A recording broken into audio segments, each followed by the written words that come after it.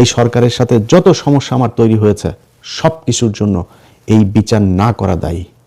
এই 1.5 বছর সরকারের সাথে মিলেমিশে বিভিন্ন কাজের মধ্যে তাদের সহায়তা চেয়েছি, তাদেরকে সহায়তা করতে চেয়েছি, দেখি সব জায়গায় একই রকম। এই যে আসিফ নজরুল এত সুন্দর মিষ্টি মিষ্টি করে কথা বলে না, এখনো পর্যন্ত আওয়ামী লীগের বিচারক, আওয়ামী লীগের এগুলোকেই করছে। প্রতিদিন আপনার চুরি করে করে মানুষকে আপনার জামিন দিচ্ছে। আরে ভাই, দিলীপ আগারওয়ালা কেমনে জামিন পায়? হাদিকে যে মারল সে জামিন পায় কেমনে? তাদের ব্যাপারে কোনো ব্যবস্থা নিয়েছেন আপনারা? কোনো ব্যবস্থা নেওয়া হয়নি। এগুলো এই সরকারের পক্ষ থেকে করা হচ্ছে বলেই সরকারের বিরুদ্ধে কথা বলছি, সামনে আরও বলতে হবে, যদি নাকি এগুলো ঠিক করে না দিয়ে যান। আপনাদের হাতে সেই সময় নেই, করতে পারবেনও না। সো আমার মনে হয় যে এই যেগুলো এখন পর্যন্ত আছে, যতটুকু আছে, এটারে যদি শক্তিশালীভাবে যদি করে দিয়ে না যাইতে পারেন, এই যেমন হাফ ভোটের জন্য নাচানাচি করেন না, কেন করেন? হাফ ভোটের জন্য নাচানাচি করেন আপনার জীবন বাঁচাইতে। আপনারা এই দেশে কারোর দ্বারাই শান্তিতে থাকতে পারবেন না, না সাধারণ মানুষের কাছে জুতা খাবেন, আপনার এই আওয়ামী লীগের কাছে তো খাবেনই।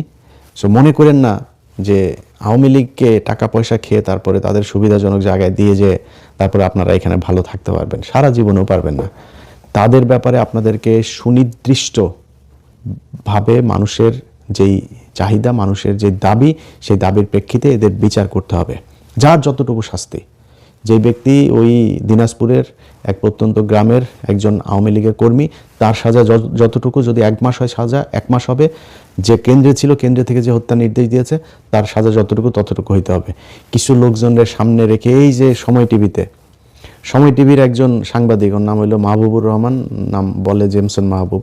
তো এই ওরে প্ল্যানিং এডিটর বানানো হয়েছে। তো প্ল্যানিং এডিটর উনি এই কিছুদিন আগে মুজাম্মেল বাবুকে ভারতে পাচার করছিল, মানে পাঠিয়ে দিচ্ছিল। ওর বাড়ি ওই ময়মনসিংহের ওদিকে, সে সীমান্ত ওই দিক থেকে তারা পাঠাচ্ছিল। সেখান থেকে এই মুজাম্মেল বাবুর সাথে এই জেমসন মাহবুবকেও ধরা হয়েছিল, ধরে তারপর তাকে ছেড়ে দেওয়া হয়েছে, যেহেতু তার নামে মামলা ছিল না। সে তো তাদের সহযোগী, তাকে প্ল্যানিং এডিটর বানানো হয়েছে সময় টিভিতে। এই বিএনপির লোকজন এই টেলিভিশনের দখল নিয়ে তারপরে সেই 5 হত্যা মামলার আসামি জুবায়ের, এই অ্যাডভোকেট কামরুলের ভাগ্নে, তাকে বসানো হয়েছে এখানে। আবার সেই খান মোহাম্মদ রুমেল, যে কিনা বিএনপির লোকজনকে নিয়ে অপমান করতো টকশোতে, সেই রুমেলকে বানানো হয়েছে এটার হেড অফ নিউজ। এগুলো চলছে আমাদের চোখের সামনে, দেখছে। ভাই, আপনি আমারে দরকার হলে মারেন, থাপড়ান, কোনো সমস্যা নেই ভাই, কিন্তু চোখের সামনে এই দেশে যারা কিনা এই 15 বছর এই স্বৈরাচারের দোসর হয়ে কাজ করেছে তাদের বিচার করবেন। ভারতের ব্যাপারে আমাদের দেশকে স্বাধীন সার্বভৌম রাখার জন্য যা যা করার দরকার সেগুলো করবেন। আপনি আমার থাপড়াবেন তো আপনার পায়ে ধরে পড়ে থাকবো, কিন্তু এগুলো করবেন আপনি আমার $1,000 বিলিয়ন মিলিয়ন দিয়েও লাভ হবে না। ওইটা আগে করে যেতে হবে। আমি যা যা বললাম এগুলোর ব্যাপারে যাদের দেখার দরকার হয় ফেসবুক, ইউটিউবে সার্চ দিয়ে পিছনে একটু দেখলে আবার ওগুলো মনে হবে। আমরা গোল্ডফিশ জাতি, তো এই গোল্ডফিশ ন্যাশনের জন্য আমার মনে হয় পিছনে গিয়ে এই জিনিসগুলো বারবার দেখা দরকার। কবরে গিয়ে সালাউদ্দিন কাদের চৌধুরীর কবরে হামলা, সুবর্ণচরের 4 সন্তানের মাকে ধর্ষণ, তারপরে এই যে 6 জনকে আপনার গাজীপুরের এক ঘরের মধ্যে মারা, তারপরে এই মিরপুরে আপনার মারল 8টা ছেলেকে। এই মানুষদের ধরে ধরে নিয়ে যে মারা হয়েছে না, এই দেশে সেনাবাহিনীর ক্যান্টনমেন্টের ভিতরে সেনাবাহিনীর অফিসারদেরকে নিয়ে গুম করে রাখা হয়েছিল। 17 বছর ধরে গুম হয়েছিল, খবরও জানে না কেউ। শেখ হাসিনা থাকলে 17 আরও বছর গেলেও এটার কোনো বিচার হইতো না, তাদের খোঁজও পাইতেন, ওইখানেই পচে মারা যাইতো। সে নিজের, আরে ভাই, যে অপরাধ করেছে বা আপনারা মনে করেন যার বিরুদ্ধে ব্যবস্থা নেবে সেটা তো পরের কথা। মীর কাশেম আলীর ছেলেকে পর্যন্ত, বাবার জন্য ছেলেকে পর্যন্ত করেছেন। কি অপরাধ ছিল আপনার এই যে গোলাম আজমের ছেলের? তারে গুম করে রাখতে হবে, একজন চৌকস একজন অফিসার, তারা আপনারা গুম করে রেখেছেন। সেনাবাহিনীর ক্যান্টনমেন্টের ভিতরে মানুষ নিয়ে গুম করে রাখা হয়েছে, কই বলে নাই তো কেউ। এই সাংবাদিকরা এগুলোর পক্ষে কথা বলেছে। এই খালেদা জিয়াকে ঘর থেকে বের করার সময় তার ফ্রিজের মধ্যে মদ ঢুকিয়েছে এই সাংবাদিকেরা। তাদের ছত্রছায়ায়, তাদের এই সেনাবাহিনীর লোকজনের এগুলোকে তারা গোপন রেখে এইভাবে তারা নিউজ করেছে। এই প্রথম আলো নিউজ করেছে। এত তাড়াতাড়ি আমরা ভুলে যাইনি এগুলি। আমাদেরকে এত মায়া কান্না দেখায় লাভ নাই। যে এই ছেলের এই যে সন্ত্রাসী আপনার নিষিদ্ধ ছাত্রলীগের সাদ্দাম, তার মাসুম বাচ্চা, তার স্ত্রী, তাদের প্রতি সহানুভূতি থাকলো। এই পাপ, এরকম পাপ যেন এই দেশের আর কোনো রাজনীতিবিদ না করে। নিষিদ্ধ সংগঠন ছাত্রলীগের সাবেক নেতা, বাগেরহাটের একটা উপজেলার ছাত্রলীগের সাবেক সভাপতি তিনি, খুব ছোটোখাটো পদ না। তো তিনার যে ঘটনাটা ঘটেছে, আপনারা আগে শুরুতেই একজন মানুষ হিসাবে, মানবিক মানুষ হিসাবে প্রথমে এই সাদ্দামের যেই ঘটনা আমরা দেখেছি, কারাগারের ভেতরে গিয়ে তারপরে তার ছোট শিশু সন্তান এবং তার স্ত্রী 22 বছরের অল্প বয়সেরই মেয়ে, তারা দুজনই আত্মহত্যা করেছেন এবং অর্থাৎ মহিলা সম্ভবত বাচ্চাটাকে মেরে তারপরে তিনি হয়তো ফাঁসি দিয়েছেন। তবে আমি আমার ছোট করে একটু বলে রাখি, সেটা হচ্ছে যে এটা আসলেই কি ঘটেছে সেখানে, এটার পেছনে অন্য কোনো কিছু আছে কিনা, আওয়ামী লীগ নিজে থেকে এই ধরনের কোনো ঘটনা ঘটিয়েছে কিনা, কিংবা কোনো গোয়েন্দা সংস্থা ঘটিয়েছে কিনা পার্শ্ববর্তী দেশের, এগুলো আমার মনে হয় একটু হিসাব করে দেখা দরকার। আমি অ্যাপার্ট ফ্রম দিস আমি এই জায়গাটা আনতেই চাই না, এটা নিশ্চয়ই পুলিশ প্রশাসন তারা দেখবে। আমি ধরে নিচ্ছি যে এটা একটা আত্মহত্যা ছিল, এটা মনে রেখে আমি আমার আলোচনা করছি। তো এই ব্যক্তির স্ত্রী এবং সন্তান মারা গেল, এই যে বাবা হিসেবে এত ছোট একটা বাচ্চাকে মৃত অবস্থায় জেলখানায় দেখা, এটা খুবই মানবিক একটা ব্যাপার। এটার জন্য আমি তার পরিবারের, তার স্ত্রীর সন্তান তা তো নিশ্চয়ই সে নিষ্পাপ, এবং তার প্রতি আমার ভালোবাসা আমি জানিয়েই আমার বক্তব্য শুরু করছি।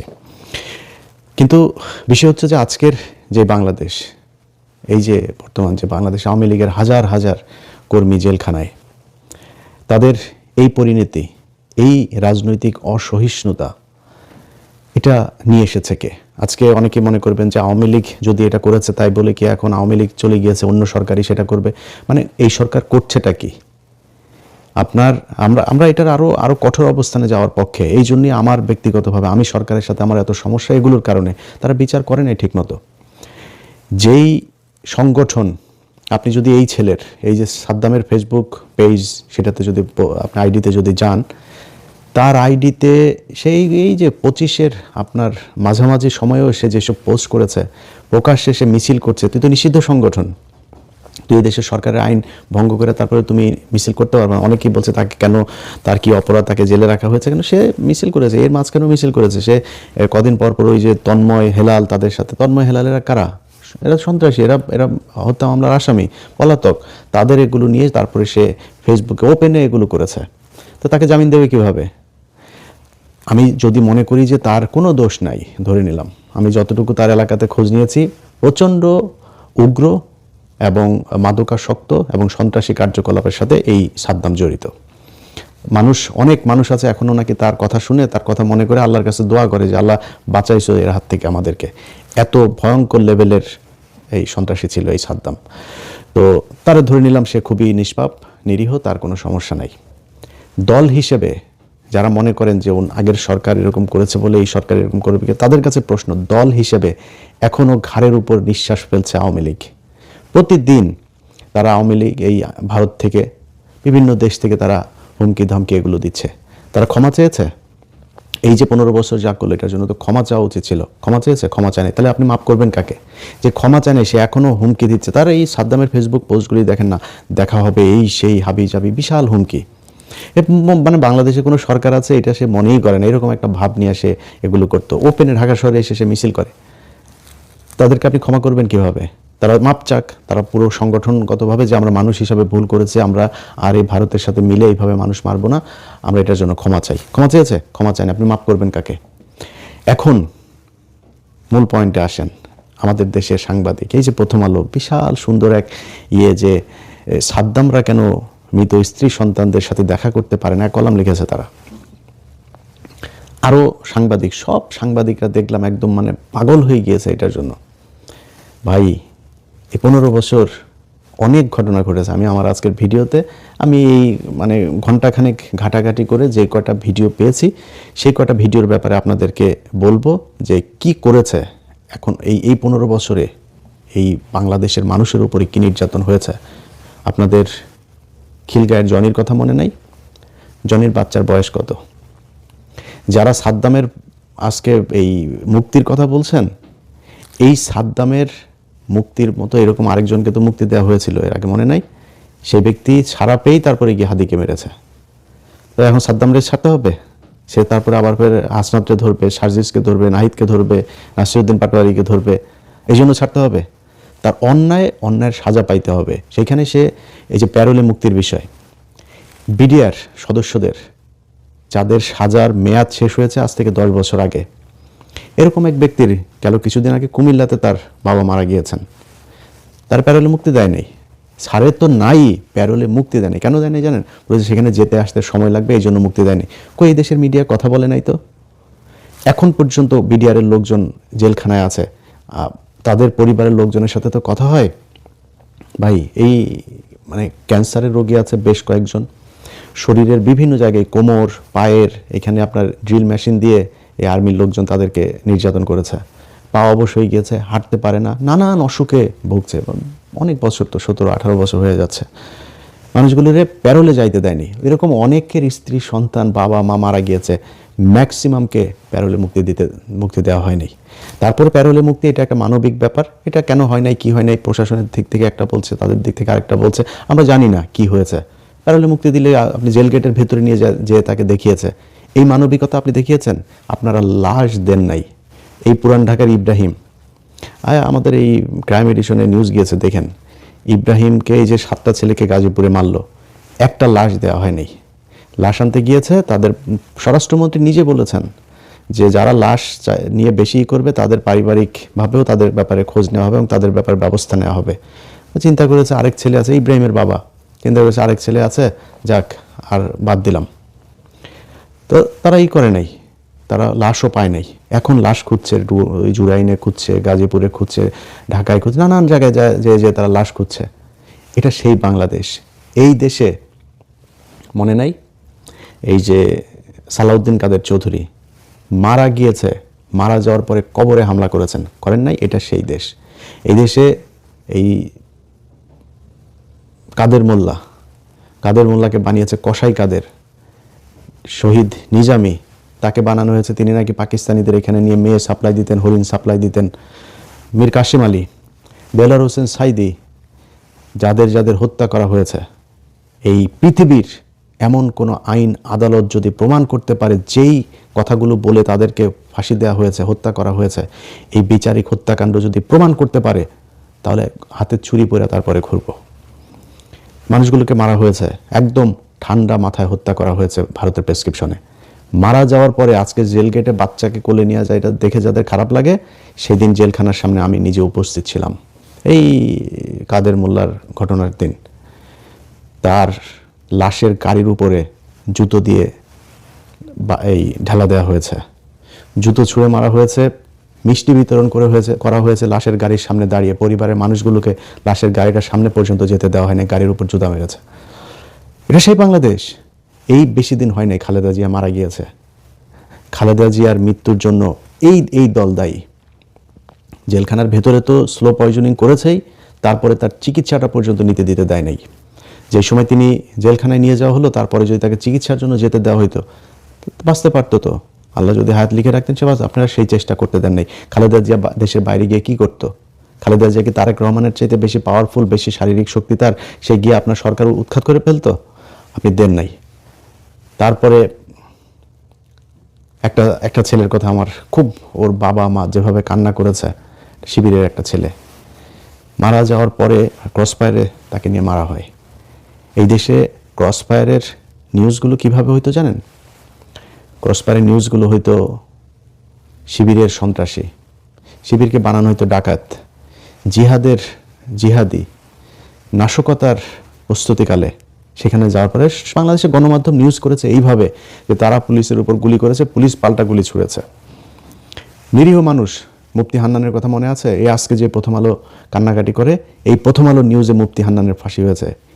যদি মুফতি হান্নানের ন্যূনতম 21শে আগস্টের ঘটনার সাথে যদি কোনো সম্পৃক্ততা থাকে, আমি এটা নিয়ে কাজ করেছি, আমি জানি, যদি কোনো সম্পৃক্ততা থাকে আল্লাহর কাছে বেহেশত চাই না। মৃত্যুর আগে আল্লাহর কাছে বলে রাখলাম, যদি এটার সত্যতা থেকে থাকে, এতটুকু ঝুঁকি নিয়ে কথা বললাম, কতটুকু কনফিডেন্স থাকলে তারপরে এই কথা বলতে পারে মানুষ, একটু চিন্তা করে নেন। ঠান্ডা মাথায় খুন করা হয়েছে।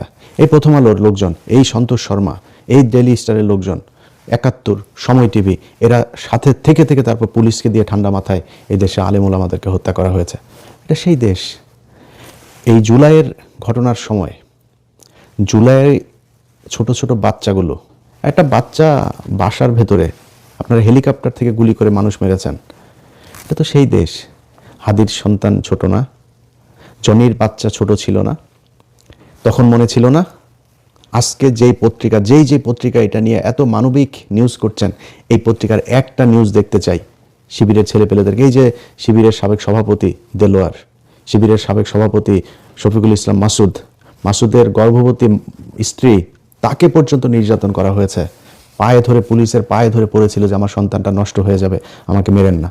এইটা সেই দেশ। আপনি এই যে জেল গেটে যেতে দেখেছেন না? জেল গেটে তো গিয়েছে, জেল গেটে ওখানে কেউ জুতা মেরেছে? জেল গেটে কেউ ছাত্রলীগের বিরুদ্ধে মিছিল করেছে, মিষ্টি বিতরণ করেছে? আপনারা লাশের সামনে দাঁড়িয়ে থেকে তারপরে নৃত্য করেছেন। এটা সেই দেশ। সারা দেশের সব মিডিয়া, সরকার, প্রশাসন সবাই মিলে এটা করেছেন। সেই দেশের মানুষের আজকে এত মায়া, মমতা, এত আবেগ, এই আবেগ আমরা এত সহজে ভুলে যাব না। ইউটিউবে সার্চ দিয়েন, খুব বেশি দূরে সে শেখ মুজিবের মতো আমাদের ইতিহাস বই পড়ে পড়ে তারপর মানুষকে বুঝাইতে হবে না। সব চোখের সামনে ভিজুয়াল মিডিয়াতে আমরা সার্চ দিয়েন আপনি যে শিবির নেতাকে, খালি লিখবেন ইউটিউব অথবা ফেসবুকে যা লিখবেন, যে সার্চ করবেন যে শিবিরের নেতাকে ক্রসফায়ারে হত্যা, অন্তত 100-150 পাবেন। পাবনায়, ঝিনাইদহে, কুষ্টিয়া, চুয়াডাঙ্গা, এই ঢাকায়, ওই মানিকগঞ্জে, ওই লক্ষ্মীপুরে, সাতক্ষীরায় মানুষই মনে করা হইতো না। এদেরকে মনে করা হয়তো এদের মারলে কোনো বিচার হবে না, এদের নিয়ে কোনো নিউজ হবে না, কোনো কিছু না, এই সুযোগটাও ছিল না। এটা সেই দেশ। আজকে আপনারা কান্নাকাটি করছেন, আমরা ভুলে যাই নাই। এগুলো আমাদের নিজের চোখের সামনে আমরা দেখেছি এই দেশে কি ঘটেছে। অতএব আমরা একটা সুন্দর দেশ চাই, একটা মানবিক দেশ আসলেই চাই। কিন্তু মানবিক দেশ যদি আপনি চান, তাহলে যারা মানবতা বিরোধী অপরাধ করেছে তাদের বিচার হইতে হবে। তাদেরকে দিয়া তারপরে আপনি দেশ সুন্দর করবেন। এই ছাত্রলীগের সন্ত্রাসীদেরকে দিয়া, এই ছাত্রলীগের সন্ত্রাসীরা এমন কি নাই যেটা তারা করে নাই? আরে ভাই, ভোট দেন নাই আপনি বলেছেন ধানের শীষে ভোট দিবে, এই 2018 সালে, বেশি দিন হয় নাই। আপনি ধানের শীষে ভোট দিবেন, নৌকায় দিবেন না ভোট। জোর করে আপনার সিল মারাইতে গেছে, আপনি মারেন নাই। দিনে ভোট দিয়ে আসছেন, রাতে গিয়া তারপরে আপনাকে ধর্ষণ করা হয়েছে, ঘটে নাই? এই সুবর্ণচরে। এটা এই বাংলাদেশের ঘটনা এগুলো। আজকে মানবতা দেখাইতে আসেন ছাত্রলীগের পক্ষে, বিচার হইতে হবে। এই ঘটনার পরে আপনার ওইখানকার ডিসি, ওইখানকার এসপি, তাদেরকে হুমকি দেওয়া হচ্ছে ভারতের নাম্বার থেকে। আপনি এখনো পর্যন্ত আপনাদের কোনো নাই, অনুশোচনা নাই, কোনো ক্ষমা চাওয়ার কোনো আন্তরিকতা নাই, মনোভাব নাই। আপনারা এখনো পাইলেই ছিঁড়া ফেলবেন, খায়া ফেলবেন, আবার ফের দেশকে সেখানে কোথায় নিয়ে যাবেন? একজন আলেম সকালে ফজরের নামাজ পড়তে যাবে, তার মাঝখান থেকে ধরে নিয়ে ক্রসফায়ার দিয়ে মায়ের বলবেন যে জঙ্গি নাটক, জঙ্গি হামলায় মারা গিয়েছে, বোমা বানাইতে যায় মারা গিয়েছে। সেই দেশ সেখানে নিয়ে যাবেন? এই দেশে আবার ওরকম কোনো কিছু যদি এই দেশের প্রশাসন, এই দেশের সেনাবাহিনী, পুলিশ বাহিনী, বিডিআর বাহিনী সব মিলেও যদি চিন্তা করে না, এই দেশে আরও কয়েক হাজার মানুষ তাদের জীবন দিয়ে দিবে, সেই জায়গায় যাইতে দিবে না। আমরা ভুলে যাইনি আমাদের যত সমস্যা। যে আজকে কথা বলছি না, দেখছেন আমার কথা মনে হচ্ছে যেন সরকারকে সেভ করার মতো করে কথা বলছি।